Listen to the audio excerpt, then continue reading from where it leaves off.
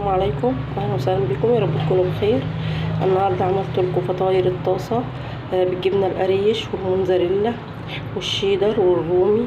بيبقى كيس 3 اكياس كده عرض، بيتباعوا عرض مع بعض.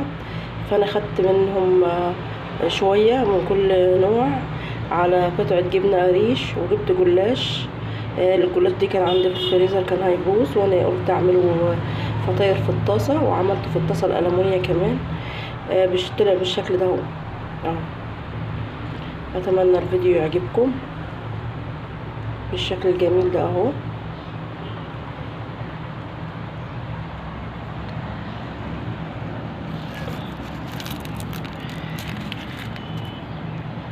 بصوا حضراتكم اهوت الجبنه بالشكل ده كده اهي. اتمنى الفيديو يعجبكم، والسلام عليكم ورحمه الله وبركاته.